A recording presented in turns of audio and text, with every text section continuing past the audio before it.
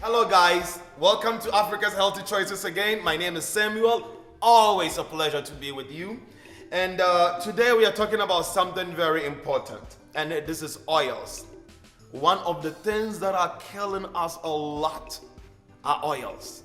Oils. So let's take our time and go through this. There are so many types of oils out there, it's becoming ridiculous. There's the animal oil, which are the baddest. There's the plant oils.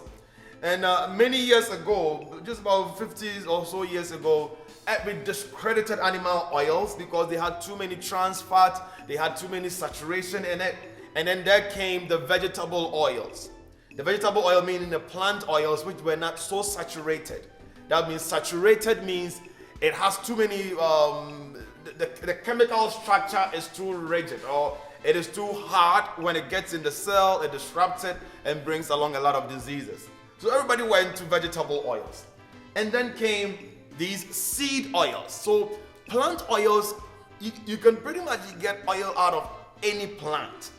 You can get oil out of any plant.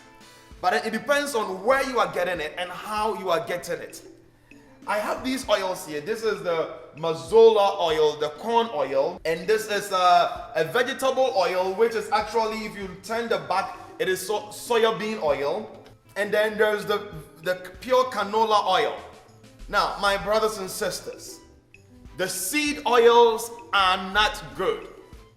These are not natural oils.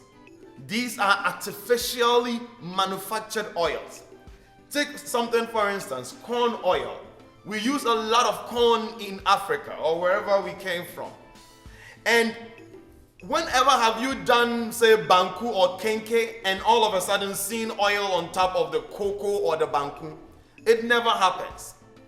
How are they then getting the oil? Or take something compared to something like peanut. The minute you put the peanut on fire, you get a nice form of oil on top because the oil is in there, highly concentrated, and it's in there.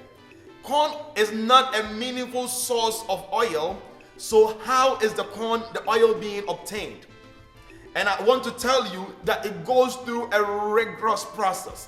For those who are watching on YouTube, there is a link down here where you can see how these vegetable oils are made. They go through a rigorous mechanical process. Through that process, they get the raw oil. To help them harvest more oil out of the corn, they use a chemical known as hexene. Hexene is the same chemical that is used in Saudi Arabia and in all the coast to get oils from crude oil, to get crude oil.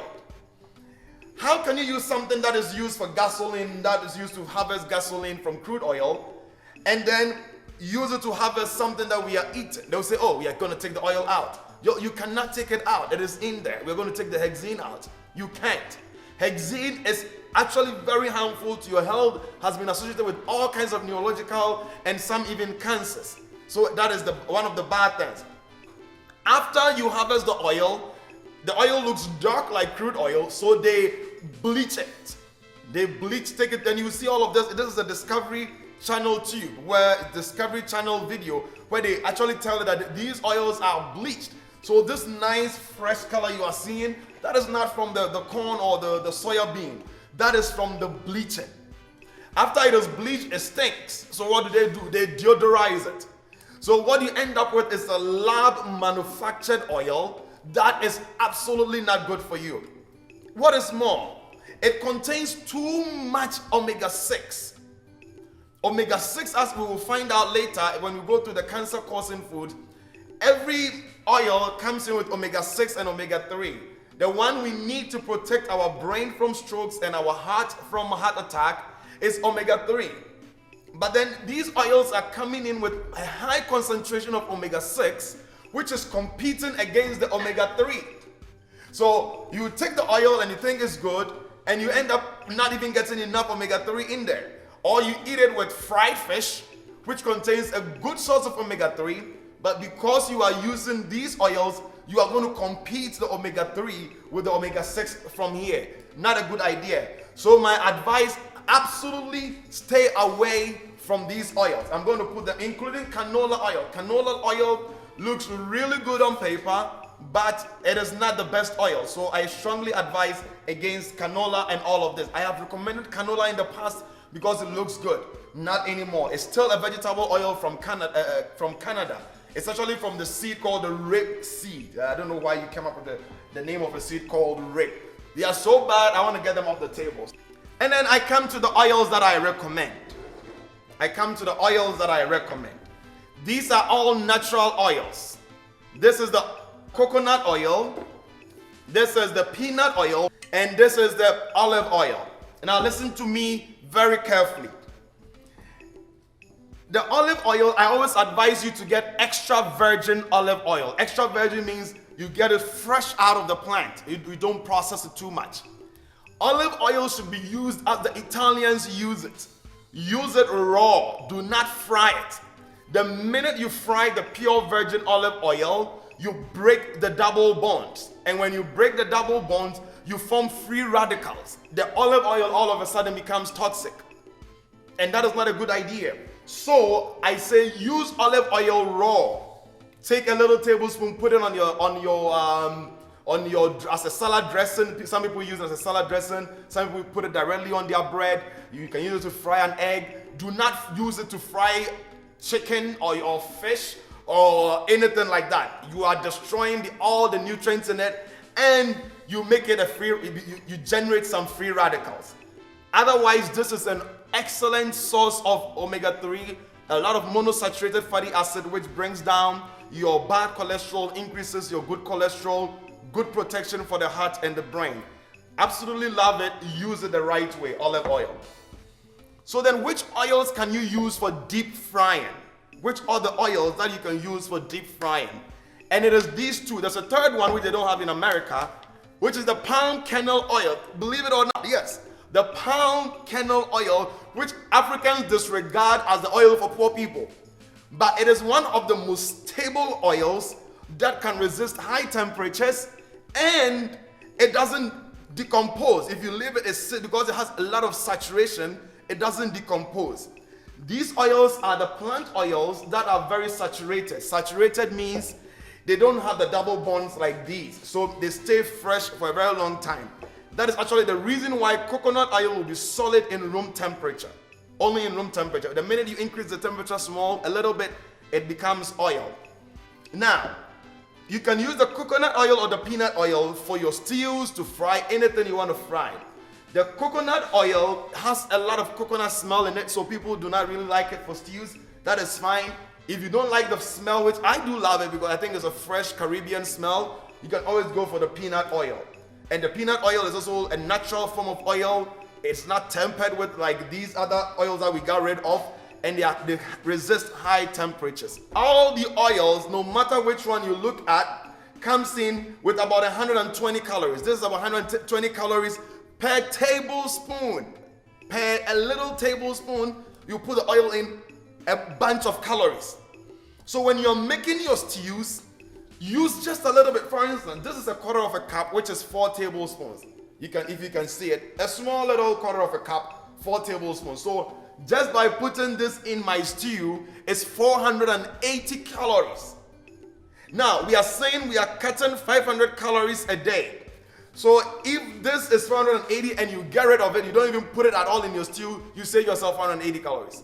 If you put just 2 tablespoons, you save yourself 240 calories. 240 calories is me on the treadmill for 24 minutes, me walking for about an hour and 10 minutes. That is not acceptable. So always make sure that you are using a really little amount of oil. And when you are frying, guys, make sure you are not frying fish. So fish has been proven over and again that you are frying fish actually adversely affect the amount of omega-3, which I already talked about. So things that you're supposed to fry, fish is not part of it. We'll talk more about it in the protein section. Africans love to have their oils in the saucepan, keep it in the oven, and then when Akwesi wants to fry the plantain, they use it. This oil is in there for 2-3 months. Studies have shown that by frying the oil and refrying, you are introducing a lot of free radicals in there. One of them is known as HNE. It's a very long name, HNE. Several studies have shown that HNE has a bad effect, causes Parkinson's, Alzheimer's, neurological issues, heart disease, and even some cancers. So I strongly advise use the oil maximum twice or maximum 3 times. Pour the oil out. It is not worth your heart disease. These oils are very expensive, by the way. They are way more expensive than the crazy oils that we got rid of, but they are healthy. Even as expensive as they are, I do not want you frying and refrying, because guys, as we already learned, it's bringing us these cancers, these neurological issues that does not benefit us. Use the oil to fry the plantain if you have to. I don't even recommend it. Use it to fry the plantain the following day, get rid of it, get fresh oil, and get this moving. When you do that, you always keep the oil fresh, you protect yourself, protect your brain, protect your family from the diseases that comes with free frying. To summarize, avoid seed oils. You are going to see a list of seed oils on your screen. Avoid those. The other thing you have to go for are the olive oil, coconut oil, peanut oil, or the palm kernel oil if you get it. Now, olive oil has a low heating point, so do not fry it. Use it raw. Put it on the grounded pepper. Put it raw on it, and it's very safe. It's very nutritious. Some antioxidants, great. These oils, the coconut and the peanut, they have a high melting point. They are very stable, a lot of saturation. They can resist heat, and they can have a long half-life, so it stays fresh for a very long time. Use it for deep frying, selective deep frying. If you want to use it for stew, use just a little bit. Use a little bit, because this little cup here, which is 4 tablespoons, is 480 calories. 1 tablespoon is 120 calories. That is the summary.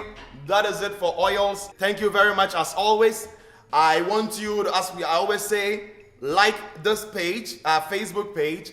You can subscribe to our YouTube page so you can get future videos. If you want to get the entire video set on DVD, I say go to our website, africashealthychoices.com. You can get the entire DVD set. Thank you again. God bless you. I'll see you in the next video.